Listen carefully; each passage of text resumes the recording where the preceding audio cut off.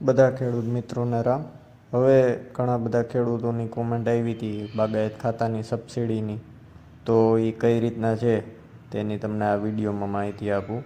સૌથી પહેલાં ગૂગલમાં તમે જુઓ છો એમ આપણે આઈ ખેડૂતની વેબસાઇટ ખોલીએ એટલે બાગાયત ખાતાની જે યોજનાઓ આવી એમાં જવાનું. એટલે અત્યારે આટલી યોજનાઓમાં સબસિડી ચાલુ છે, તમે જોઈ શકો છો. હવે એમાં મેં નાની નર્સરીનું મૂક્યું હતું અને નેટ હાઉસનું મૂક્યું હતું. તો આપણે નાની નર્સરીનું ખોલીએ એટલે એમાં આ રીતની જુદી જુદી અત્યારે 15 તારીખ સુધીની અરજી ચાલુ છે. હવે એમાં બધું ગુજરાતીમાં જ લખેલું છે કે કેટલા એરિયામાં નર્સરી હોવી જોઈએ, એમાં કેટલી સબસિડી મળે છે. એ બધું તમે વાંચશો એટલે તમને ખ્યાલ આવી જશે. હવે આમાં જુદા જુદા ઘટકો છે, એમાંથી તમારા એરિયામાં તમારે જેવડી નર્સરી કરવી હોય એ તમે વિચારી અને એમાં તમે અરજી કરી શકો. આમાંથી કોઈ અનુસૂચિત જાતિ કે અનુસૂચિત જનજાતિના ખેડૂતો હોય તો એના માટેની સહાય મર્યાદા અલગ હોય, તો એ પણ જોઈ શકો. હવે એમાં ડોક્યુમેન્ટ શું જોશે એ તો કહી દઉં. તો એમાં તમે ડોક્યુમેન્ટનું ખોલશો એટલે આવી જ જશે કે આ ડોક્યુમેન્ટ જોશે. છતાં જાતિનો દાખલો હોય, પછી સક્ષમ અધિકારીને જો દિવ્યાંગ હોય તો એનું પછી દાખલો હોય, જમીનનો 7/8 હોય, આધાર કાર્ડ, બેંકની પાસબુક, બરાબર. આવા જુદા જુદા 7-8 ડોક્યુમેન્ટ હોય, કેન્સલ કરેલો ચેકને એ બધું આપણે જ્યારે અરજી કરીએ ત્યારે સાથે આપવાનું હોય.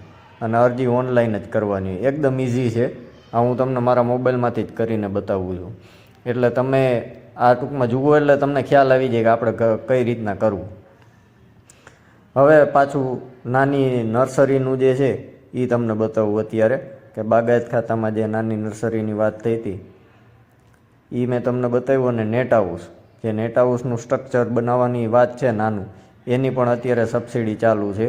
તો એ પણ તમે આમાં જોઈ શકો છો કે ભાઈ એમાં તમારી અનુકૂળતા પ્રમાણે કેવડું સ્ટ્રક્ચર બનાવવું છે. તો એ તમે જોઈ અને તમારા જે તે જિલ્લાની નાયબ બાગાયત નિયામકની કચેરી હોય, ઓનલાઈન અરજી કરી અને જે મેં ડોક્યુમેન્ટ આગળ બતાવ્યા આમાંય એ તમે ભેગા સબમિટ કરી અને ત્યાં તમારે અરજી આપવાની હોય છે. તો આમાંથી તમે પણ તમારા મોબાઈલમાં જ આ રીતના જોઈ અને તમે કરી શકો છો. આમાં પણ મેં તમને કીધું એમ ડોક્યુમેન્ટને એ બધું આવી ગયું છે કે આટલા ડોક્યુમેન્ટ આપણે એની ભેગા અરજી સાથે અરજીની પ્રિન્ટ કાઢી અને એ ડોક્યુમેન્ટ જોડી અને ત્યાં અરજી સબમિટ કરી દેવાની હોય. અરજી તમે સબમિટ કરશો પછી એની પૂર્વ મંજૂરી આવે.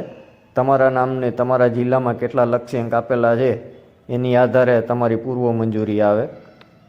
એ પૂર્વ મંજૂરી આવ્યા પછી તમારે જે તે વસ્તુના બિલ રજૂ કરવાના હોય. એ બિલ રજૂ કર્યા બાદ તમારી સબસિડી તમારા ખાતામાં મંજૂર થઈ અને જમા થાય.